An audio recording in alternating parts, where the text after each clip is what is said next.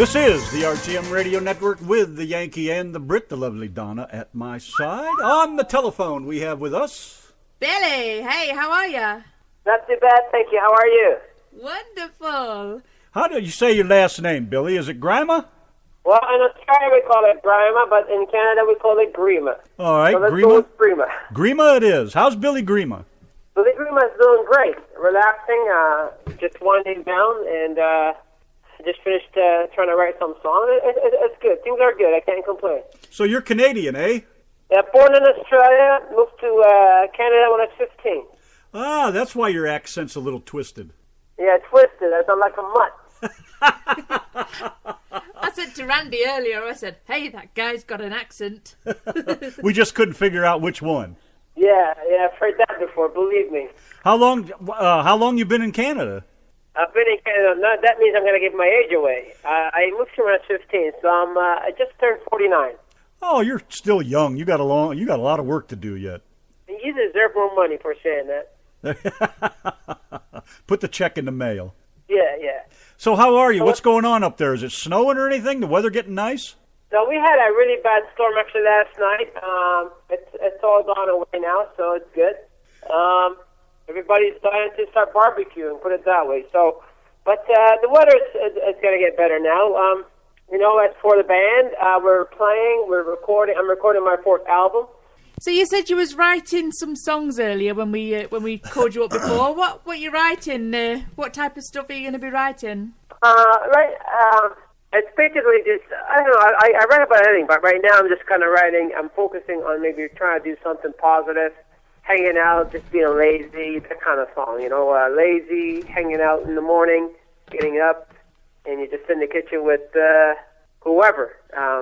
It's just an idea that I have in my head, Do you have a name for your song? Not yet, not this one. Is there any particular genre of music, where your music fits in? I mean, is it like rock? Is it pop rock, soft rock? Where does it? Yeah, I think, it's funny you say that because at first they put me into country, and then they started saying, you sound like Billy Joel of country with piano, but then they had myself on my guitar. So, I'm being compared to people like Jason Mraz, Billy Joel, Dennis DeYoung, who else? I can't think right now. Let me see. Jim Croce, and the list goes on. Bruno Mars. I said, Bruno Mars, wow. So it's funny because I can't see it that way. I see Billy Grima. Right? That's who I am. But to be compared to people like that is kind of cool. Well, could Billy Grima be the new Bruno Mars of Canada? Well, maybe not the Bruno Mars of Canada. I've been compared to Bryan Adams and stuff. I think I have my own style. You know why? What it is? It's I like many genres, and one radio DJ said to me, he said, I hear so much in your music that I can't place it, but I hear a bit of that, I hear a bit of that, hear a bit of that, and that's kind of cool with me. Because I like too many different genres. I mean, I love Joe Cocker.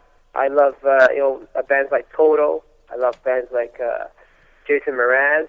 And they're all different. So I just take it as it comes, and I enjoy it, Now, is that the kind of music you grew up with, or I should say you started out with in Australia as a little boy then? Yeah, my mother used to listen to, a lot of country, so, like Charlie Pride, Johnny Cash, Loretta Lynn. My father was more into the Buddy Holly, Fred Domino, and, I kind of started liking, as I got a bit older, I started liking stuff like Journey, Toto, so here I am now. I just sit by the piano.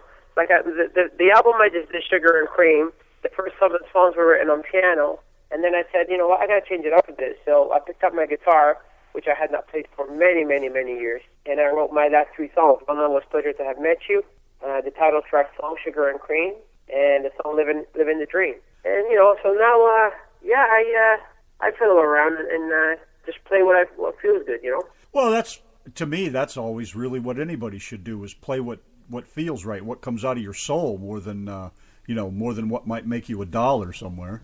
Yeah, I never took piano lessons, so I have to feel what I'm writing, and if I can't feel it, I don't write. I don't finish it. That's how I am. Exactly. So I when it comes to writing, I take it. It's very dear to my heart. So, I have to really feel what I'm playing and what I'm writing. Like I said, because it brings my emotions out. I think that goes with any job, though. Really, I mean, if you're passionate about your work, whether you're a blue-collar worker in a car factory or digging a ditch, I mean, if you do it because you enjoy it, I've always figured you do it right, you do it well, the money will come. That's like a bonus for enjoying what you do. That's right. If you enjoy it, it shows. It comes out a lot better. Oh, absolutely. Yeah. So yeah, I'm very blessed in that sense, and I'm very thankful.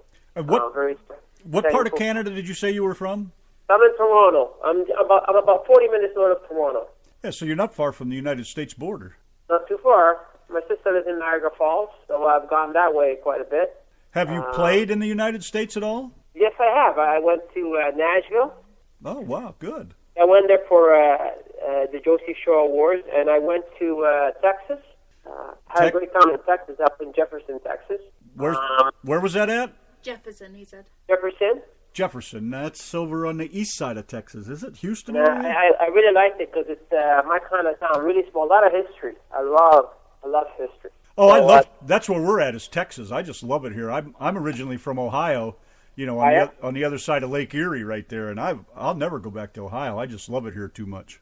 I would love to go back to Texas. And the funny thing is, too, I keep in touch with some friends, and actually today, the drummer and his wife that were backing me up there in Texas, they got in touch with me today. Say, Billy, how you doing? Blah, blah, blah, blah, blah. And I'm thinking, wow.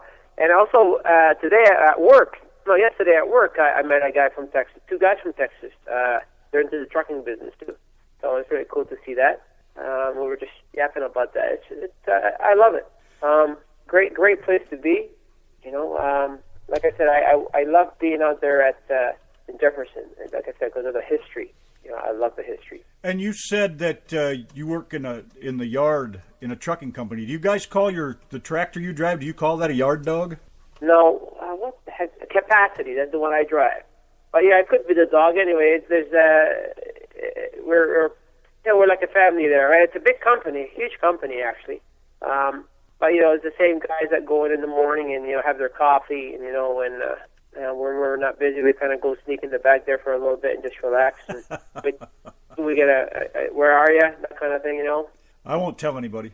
Of course not. Not that a million people heard you, but it's all good anyway. Yeah, I drove over the road and a lot of local stuff for about 20 years or so pretty familiar with the trucking industry.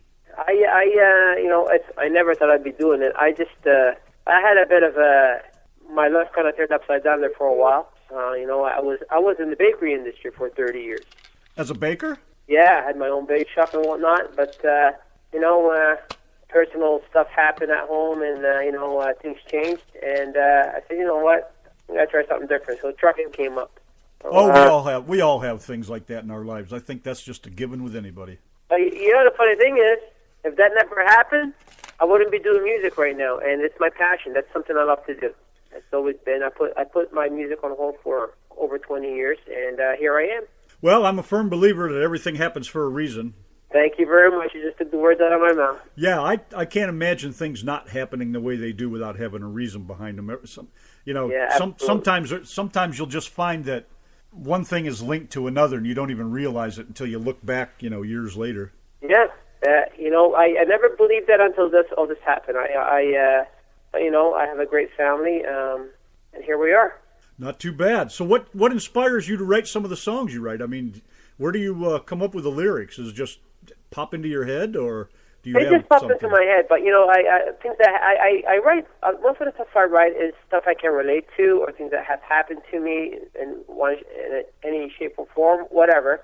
I've had hard times where I was very young. I was ill. I spent a lot of time in hospital in my younger days. Did 9 operations on my head, 5 times in a coma. So that kind of made me stronger and made me believe and made me think about life, Yeah, I would say. I think every breath as my last. I have one song called Living the Dream, and it's written about that, but it's a happy song. How long were you in this coma? I've been in a coma 5 times. Really? Yeah. They found me in the car one time when I was at the bake shop. I just didn't feel well, so I better not drive. But I had blockage in the brain when I was younger. I had it 9 times. Wow. So I did 4 operations in England, 3 in Canada, and 2 in Australia. Wow. And I'm still standing, so that's a good sign. Yeah, I would say that's an awesome sign. You know, the funny thing about all that is, if I had to repeat my life over again, I would want to go through that again. Call me crazy, but it's true. You would want to go through it again. Yeah. Why? Made me who I am today. Ah, very good. Make you stronger. Yeah, absolutely. What? So it's just self-induced coma. It's not like you've been hit by anything or not an accident. No, self-induced. Yeah, self-induced. Blockage in the brain. You know, you get a blockage in the brain, and that's what happens. I don't want to get too far off the music subject, but what do you remember anything while you're in a coma? I mean, that's something I've always been curious about. Diddly squat. No, not a thing. I just remember opening my eyes and looking at the ceiling, the hospital ceiling, the room. Yeah. Did you feel like you just slept for a long time, or did you wake up, not really knowing where you were? I remember the one time when I had 3 operations in 1 year. The one time I had my head shaved off, part of it, and I remember me and my friend. I said, Billy, let's go get your hair all evened out so we can go to a party. So it was a Friday night. I remember getting my hair cut. I remember getting in the car. Don't remember the party, and don't remember where I went or how they got me. Did I go home or did I go straight to the hospital? I have no idea. I can't remember. All I know is I woke up. I remember getting my hair all evened out so I can go to that party. My best friend, and that's all I remember. So, wow. And then he's a good friend of mine. He's in where is he? He's in California now. He's a doctor. And he's actually the university for Dean University. Yeah, he's a dean for the University of Lutheran, I think. I can't remember exactly the name of it, but yeah. Wow. He's a very smart kid. He's a very smart guy. Great guy.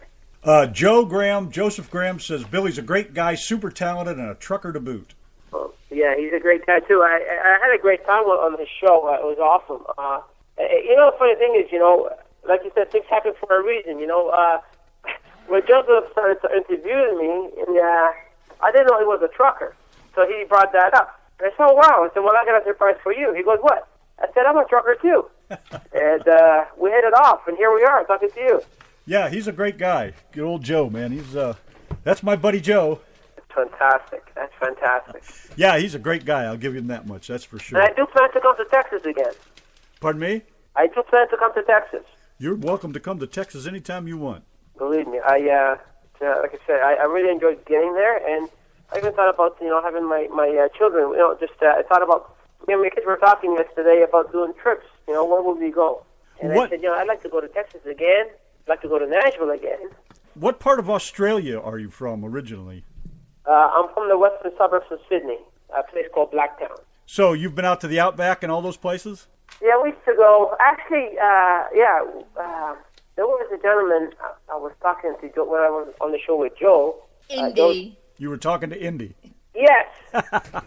There's another great guy. You never forget meeting Indy. and I want to get in touch with him, actually. Indy says to me, he goes to me, I'm driving it through Mudgee right now. It's called Mudgee. I remember we used to go hunting there. Me and my dad's friend, and we just, we were kids, right? I was younger. We used to go hunting and camping there up in Mudgee, which that was a long time ago. You're talking, holy cow! Well, the reason I asked is because some of western Texas would probably remind you of that area. Well, gets pretty desolate. I used to go out to Mudgee all the time. Probably, if it wasn't hunting and camping, it would have been fishing. There are parts of West Texas that are still pretty desolate. Are they? Yeah. Yeah, quite a few wide open spaces out there yet. I love nature. Absolutely. Not too crazy about the city, and I love peace and quiet. Do you like listening to waterfalls? Absolutely. Ah, man after my own heart. Talk about the most relaxing thing to ever grace the planet. Well, I was living up in Cheltenham, which is up in Caledon here, and there's a river that goes through the town, and there's a part where there's a little falls. How many times we go there with the kids and we just sit there, listen to the water. They jump in the water for a bit, and cool down or whatnot. But it's an awesome feeling. Absolutely. Well, let me get back over here to the music a little bit. Sugar and Cream. What is that about? Is there any particular story to that? Yeah, well, actually, by any chance, I'm going to ask you a question. Have you watched the video by any chance? I did, but it's been a while since right after Joe turned us on to that, and I really don't remember. He had that T-shirt on, the idiot T-shirt. Yeah, oh, yeah, that's right. You had the T-shirt on, and idiot spelled maybe right in your way and wrong in our way. And it was spelled wrong on purpose.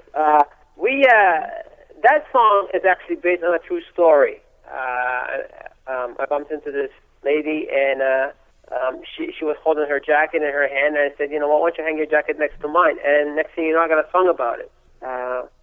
So it's really cool. And I'm a tea drinker, so I drink my tea with sugar and cream. Jolly good. And I can drink tea all day. 15 cups a day, no problem. The burning question is, do you put your cream in before you pour the tea in, or the other way around? I mean, that is a burning question in the UK. Some people say that pouring the tea in after the milk or the cream will burn the cream. No.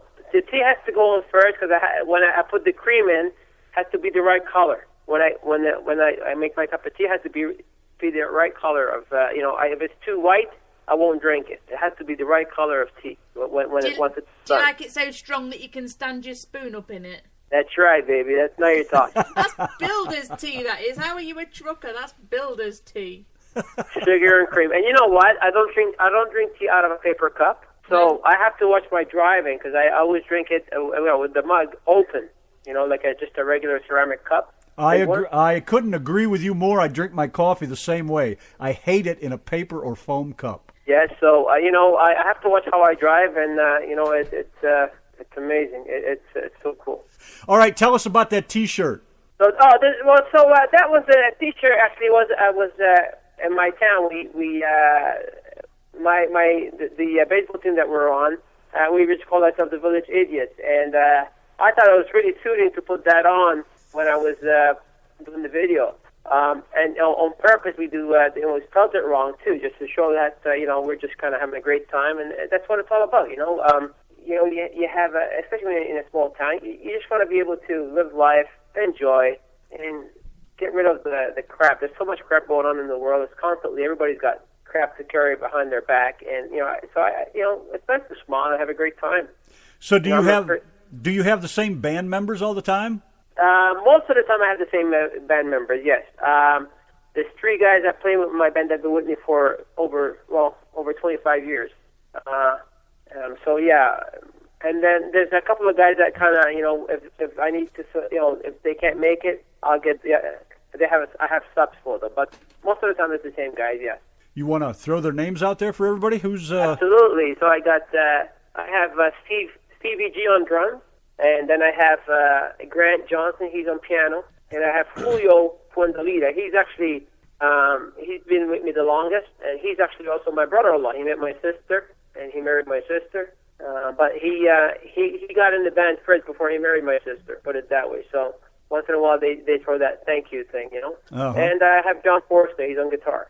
Now, where do you record at? Do you have your own studio, or do you have to go someplace? I do have something here, but I just do it as a kind of to put the ideas down. I work with Peter Swan. He's a great producer and engineer. I like to go to his place, and when you have something good, you don't want to try and fix it. So exactly. I like working with him a lot. He's a great guy. He understands my vision.